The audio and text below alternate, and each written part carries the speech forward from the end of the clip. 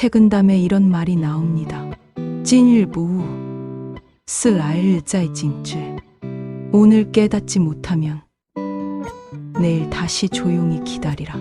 400년 전의 이 문장은 오늘날 시부모에게 이렇게 말하는 듯합니다. 며느리가 오늘 눈치 못 챘으면 내일도 말하지 말고 감정 없이 한 걸음 물러서서 지켜보라고요. 이제는 시대는 바뀌었습니다. 심리학적으로 말하면 감정은 전달보다 오래 남습니다. 며느리가 실수했을 때 바로 지적하면 행동은 바뀔지 몰라도 관계는 멀어집니다. 철학적으로 말하면 깨달음은 논리의 결과가 아니라 존재의 시간 속에서 오는 것입니다. 상대가 스스로 느끼고 스스로 도달하게 해야 진짜 변화가 일어납니다.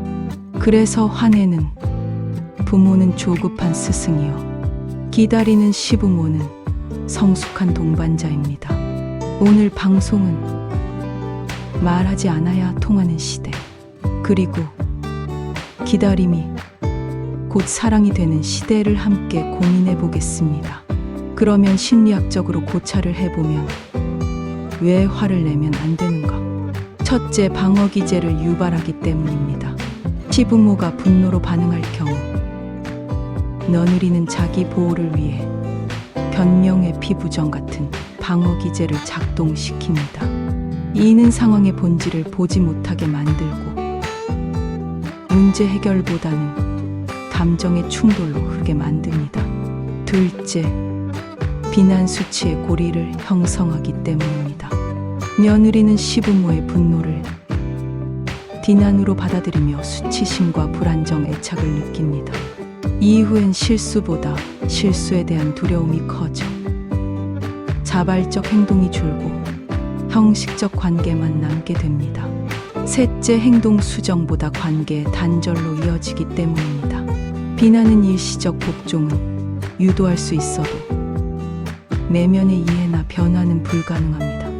며느리는 감정적으로 철수하고 진정한 대화는 사라집니다. 철학적으로 고찰을 해보면 며느리의 잘못을 왜 가볍게 넘겨서도 안 되는가? 첫째, 실수는 존재의 일부분이기 때문입니다. 철학자 하이데거는 인간을 항상 부족한 존재 데스인이라고 설명합니다. 며느리의 실수는 존재의 결함이 아니라 성장의 과정입니다. 시부모는 며느리를 비판의 대상으로 보지 않고 함께 살아가는 존재로 받아들여야 합니다. 둘째, 관계는 기능이 아니라 의미이기 때문입니다. 유교 철학에서도 가족은 역할의 집합이 아니라 격성과 의미의 공동체라고 했습니다. 며느리의 작은 실수를 사소하게 넘기는 것은 단기적 평화를 가져올 수 있지만 반복되면 도리와 존중의 무너짐으로 이어질 수 있기 때문입니다.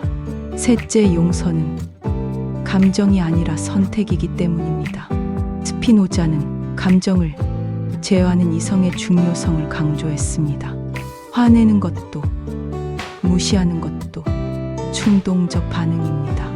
반대로 잘못을 직면하되 품위 있게 대하는 것이야 랄로 가족이라는 공동체의 지혜입니다. 며느리의 잘못을 화를 내는 시부모는 방어적 며느리로 유도하고 관계를 악화시킬 뿐입니다. 따라서 공감적 대화를 하고 인격적 성장 기회로 생각해야 합니다. 가정은 완벽한 사람들로 이뤄진 곳이 아니라 서로의 부족함을 통해 성장하는 공동체입니다. 이 고전의 지혜는 오늘날의 가족에게도 여전히 유효합니다.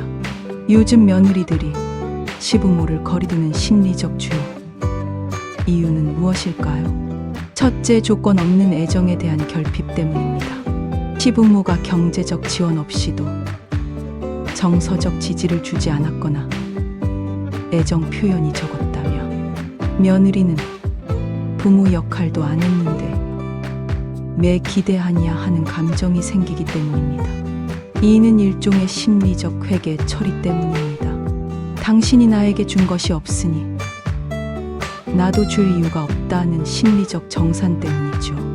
둘째, 기대 실망 거절의 방어 기제 때문입니다. 처음엔 시부모에게 어느 정도 기대를 했지만 도움을 받지 못하고 관계도 서먹했다면 실망 거절 거리두기로 이어지기 때문이죠. 이는 자아를 보호하기 위한 심리적 거리두기 emotional cut-off입니다.